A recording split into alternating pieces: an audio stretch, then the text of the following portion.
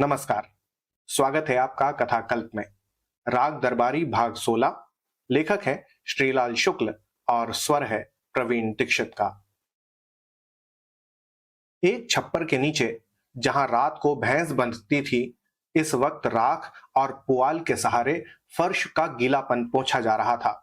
भैंस के पेशाब की गंध को जब राख ने दबा दिया तो पोंछने वाले को इत्मीनान हो गया कि फर्श साफ हो गया है। उसने राख के ऊपर एक लंबा चौड़ा टाट बिछा दिया। टाट पर उसने एक भड़कीली दरी बिछाई जिसके एक कोने पर लिखा था, न्याय पंचायत भीखम खेड़ा। दरी के बीच उसने एक लकड़ी की संदूक लाकर रखी और एक मेला सा बस्ता। उसके बाद पास के चबूतरे पर जाकर उसने 2 बार में जितना थूक सकता था उतना थूका और एक बीड़ी सुलगा ली। न्याय पंचायत भीखम खेड़ा का अधिकार क्षेत्र शिवपालगंज गांव सभा पर भी था। कुशहर प्रसाद ने अपने लड़के छोटे पहलवान पर मारपीट का मुकदमा चलाया था। आज उसकी तीसरी पेशी थी।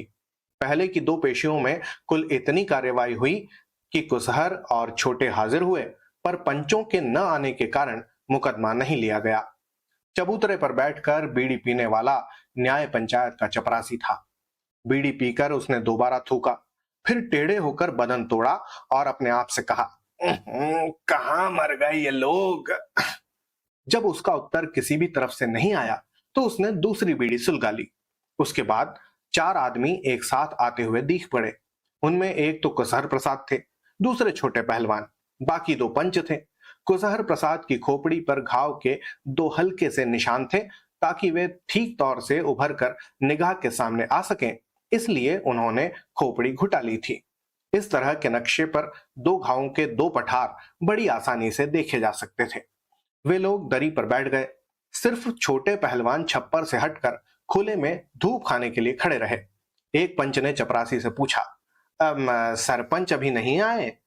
अभी कैसे आएंगे, चपरासी ने समझाया। शिवपालगंज गए थे, तहसील में कुछ काम था, अटक गए होंगे। गपशप होने लगी। दूसरे पंच ने कुशहर प्रसाद से पूछा, अब तुम्हारी चोट के क्या हाल हैं? फिर खुद ही जवाब दिया, अब ठीक तो जान पड़ती है। कुशहर कांखने लगे, मुंह फुलाकर बोले, मुझसे क्या पूछते हो? खड़े तो हैं ये हमारे श्रवण कुमार, उन्हीं से पूछो। छोटे पहलवान अपने को श्रवण कुमार की हालत में नहीं देखना चाहते थे। कंधे पर कांवर रखे हुए माँ बाप को इधर उधर मुर्गों की तरह लटका कर चलना एक शर्मनाक बात थी।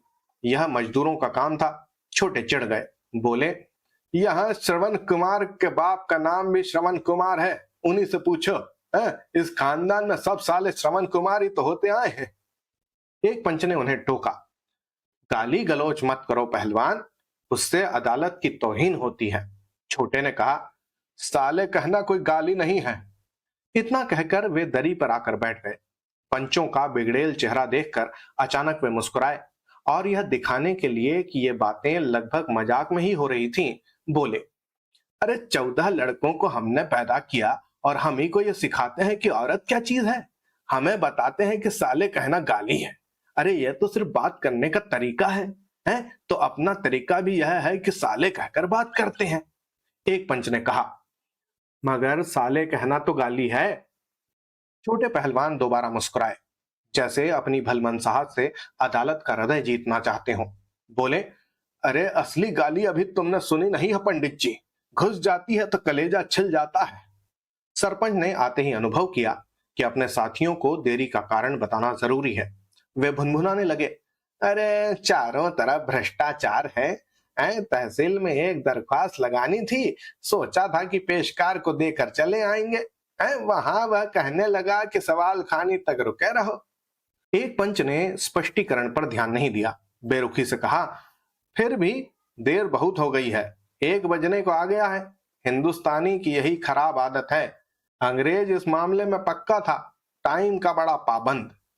सरपंच ने जोर से कहा, अरे यार तुम तो मौजूद हो ही, तुम क्या किसी अंग्रेज से कम हो? वे दरी के बीचों बीच पालकी मारकर बैठ गए। चपरासी से बोले, चलो कार्यवाही शुरू करो, पुकार लगाओ। यह देखकर भी कि कुशहर और छोटे पहलवान वहां पहले से मौजूद हैं, चपरासी ने शहराती अदालतों की नकल करते हुए चीख कर आवाज लगाई, कुसहर बनाम छोटे, कोई हाजिर है? छोटे ने कहा, अरे हाजिर तो है ही, देख नहीं रहे हो, आंखें हैं कि बटन? सरपंच ने पूछा। पंचायत मंत्री आज भी नहीं आए? उनके साले के साड़ू के यहाँ आज जोनार थी, उसमें गए हैं, हमारे यहाँ कहला दिया है, एक पंच ने बताया।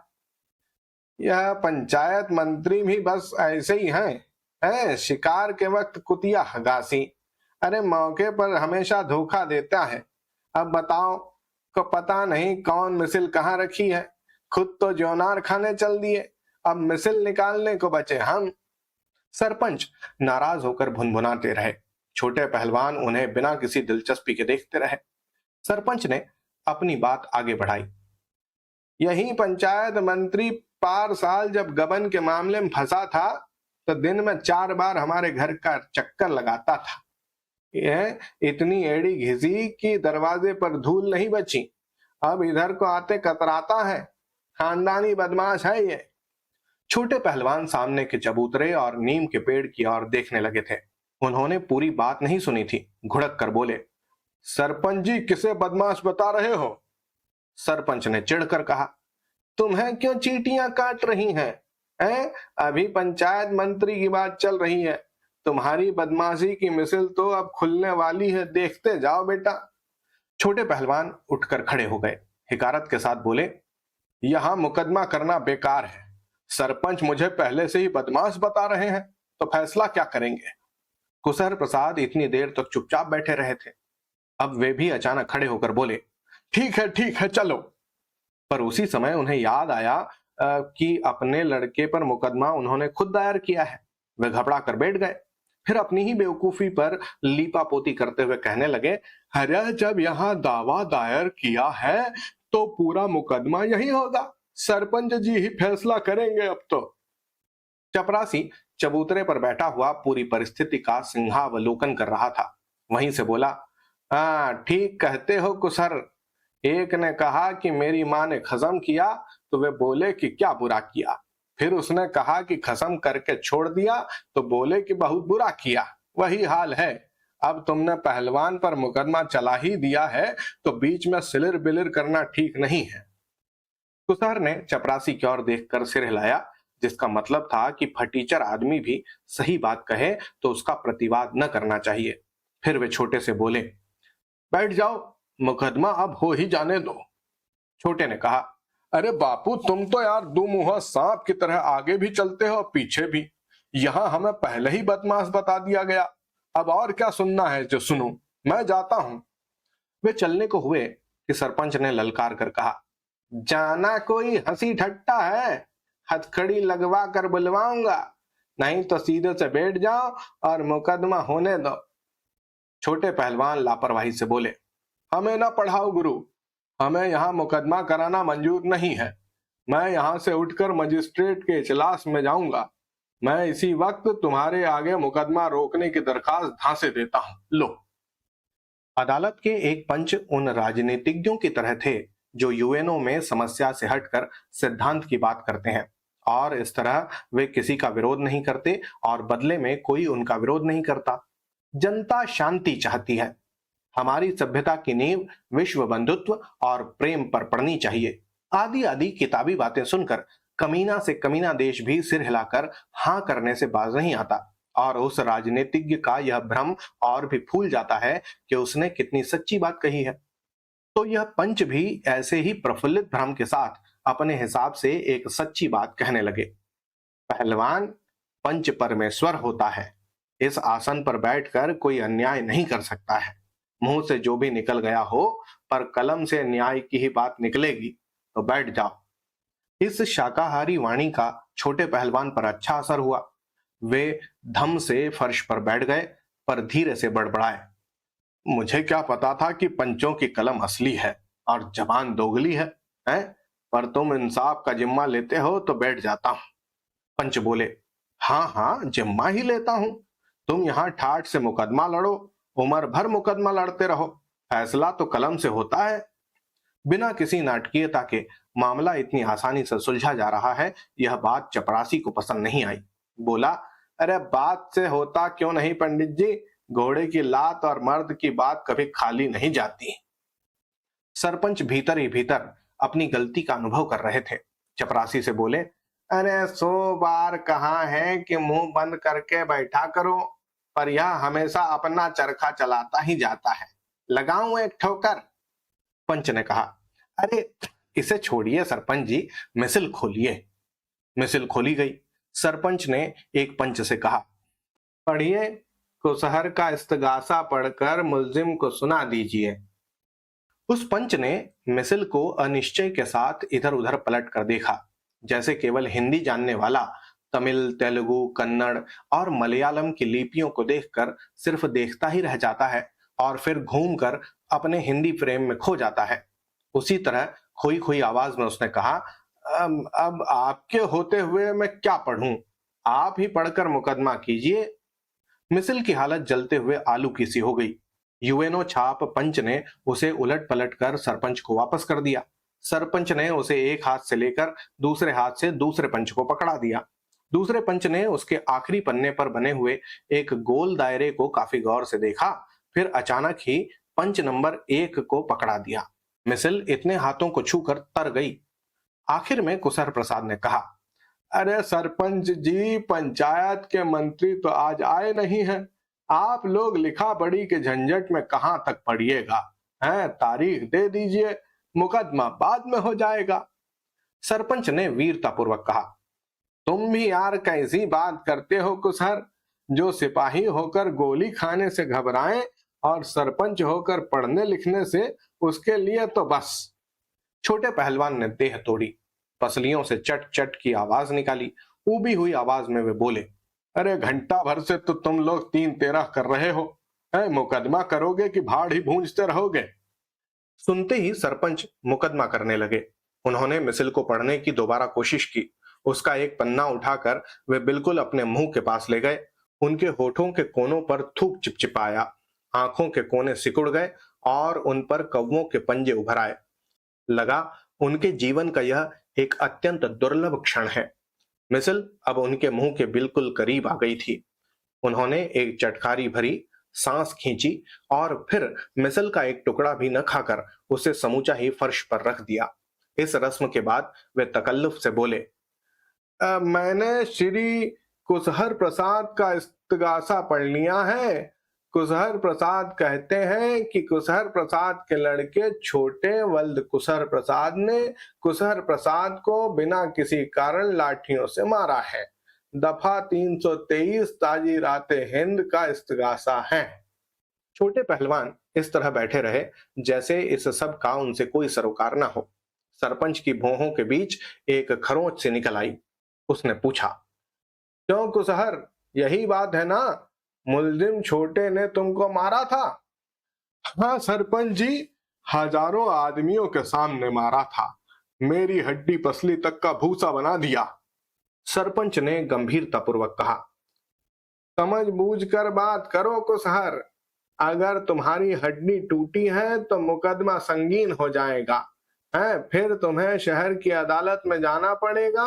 यहाँ सिर्फ दफा 323 चलती हैं, दफा 325 लग गई तो बम्बे का पानी पिए बिना न बचोगे। कुसहर ने कुछ सोचकर कहा, अरे तो सरपंच जी, मेरी हड्डी सचमुच में थोड़ी टूटी है, हैं? अरे यह तो कहने की बात है, पर इसने मुझे बहुत मारा, लाठियों से पुआल जैसा पीट दिया। यह देखो सिर के घाव, यह मेरा लड़का नहीं, दुश्मन है, दुश्मन। एक पंच टाट का एक कोना दबाए बैठे हुए थे, चुपचाप माला जप रहे थे। माथे पर सफेद तिलक, गले में रुद्राक्ष की माला। बुजुर्ग आदमी थे, देखते ही लगता था ये तिथि और लग्न विचारने में दक्ष हैं, पुरोहिती करते हैं और वैद्य का काम भी जानते हैं, और इन तरकीबों से देहात में काफी सुखपूर्वक रहते हैं। यही नहीं, मौका मिल जाए तो वे अपना करिश्मा शहर में भी दिखा सकते हैं।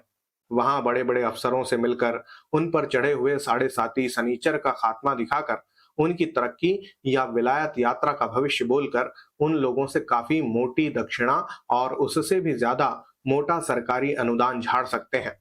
उन्होंने जब कुसहर के मुंह से सुना कि छोटे उनका लड़का नहीं बल्कि दुश्मन है, तो उनका माला जपना ही बंद हो गया। उनके मुंह से निकला, हे प्रभु। छोटे ने खकार कर इस भावना का समर्थन किया। सरपंच ने कहा, बड़ी खांसी आ रही है। पहलवान बोले, अरे हमारे बाप राण की तरह रो रहे हैं, इनकी बात सुन लो। है हमारी खांसी का हिसाब बाद में लगाना तुम। सरपंच ने कुसहर से पूछा, तो फिर तुम्हारी हड्डी नहीं टूटी है ना? ऐसा है तो मामला दफा 323 का ही है। कुछ रुक कर उन्होंने अपनी बात दोहराई, तो फिर यह मामला दफा 323 का ही रह जाता है। भाला बर्छी तो नहीं चली? चली हो तो बताओ, मगर तब मामला दफा 324 का हो जाएगा। कुसहर ने घबरा कर कहा, अरे नहीं सरपंच जी, हमारे यहाँ भाला बर्छी का क्या काम? 7 पीढ़ी से हम लोग लाठी चलाते आ रहे हैं। वे बोले, ठीक। मिसिल का एक आध पन्ना उलटकर उन्होंने फिर पूछा, कुसहर, अच्छा बताओ, छोटे ने तुम्हें क्यों मारा था? छोटे बोले, ये क्या खाकर बताएंगे, मैं बताऊं? सरपंच ने मुस्कुराकर कहा, मुकदमे में भी नंबर चलता है पहलवान, पहले मुस्तगीज फिर मुल्जिम। तुम्हारा भी नंबर आएगा, घबराओ नहीं। अरे घबरा कौन रहा है? और तुम भी ना घबराओ, भगवान चाहेगा तो एक दिन तुम्हारा भी नंबर आएगा। सरपंच ने इसका कोई जवाब नहीं दिया। कुसहर से ही पूछा, हाँ तो बताओ भाई, छोटे ने तुम्हें क्यों मारा? क्या बताएं कि क्यों मारा? मरखन्ना बेल किसी को क्यों मारता है? यह भी कोई पूछने की बात है? जवान है, पहलवान है, गांव में इसे कोई नीचा दिखाने वाला है नहीं। इसकी देह चर्राया करती है, हाथ में खुजली थी, उतारने के लिए मुझी को धमक बैठा। गलत बात है। सरपंच ने बात काट कर कहा, बिना 2 हाथों के ताली नहीं बजती, तुमने भी कुछ ना कुछ जरूर किया होगा। कुसहर मासूम बन गए, बोले, अरे अब मैं क्या कर सकता हूं सरपंच जी, मैं भला छोटे के मुकाबले खड़ा होऊंगा? सरपंच जी ने मुंह टेढ़ा कर लिया, जैसे बहुत सोच रहे हो। इस तरह नीचे देखते रहने के बाद बोले, इतने सीधे ना बनो कुसहर, यहाँ की अदालत तुम्हारी नस नस जानती है। हमने खुफिया तौर पर पूरा हाल मालूम कर लिया है। इस उम्र में तुम्हें इसकबाजी सूझती है? हमें चराने लगे हो महाराज, तुम भी कुछ कम नहीं हो। कुसहर घिघिया कर बोले, अरे सरपंच जी, घर पर मुझे लाठियों से मारा गया है और यहाँ तुम बातों से मार रहे हो, यह कहाँ का इंसाफ है? माला फेरने वाले सरपंच ने कहा, अब जो ढका है उसे ढका ही रहने दो प्रभु, है ज्यादा न कुरे दो। कुसहर महाराज, तुम बड़े महात्मा हो, यह हम सभी जानते हैं। यूएनओ छाप सत्यवादी पंच ने सरपंच से कहा, आगे चलाइए मुकदमा, कुसहर जैसे भी हो, पर मामला तो हमारे आगे 323 का है, उसी पर टिके रहिए। पर सरपंच के सिर पर मुकदमे का नशा चढ़ चुका था। वह ऐठ कर बोला, अरे तुम क्या जानो कहाँ क्या हो रहा है? अभी अभी मैं तहसील से लौट रहा था, रास्ते में लोगों से बातचीत हुई, उस शनिचरा भी था। सभी ने जो सुनाया उससे कान गंधा गए। यह कुसहर किसी से कम नहीं है, जितना धरती से ऊपर है उतने ही नीचे गड़े हैं। गांव की तो। कुसहर को इस अपमान ने औंधा कर दिया। वे दीनतापूर्वक इधर उधर देखने लगे।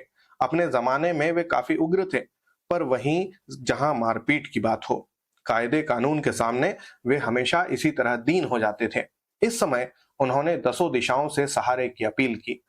उनकी आंखों से दुख टपकने ही वाला था, पर दोनों पंच और सरपंच इत्मीनान से उनकी हालत का मुआयना करते रहे।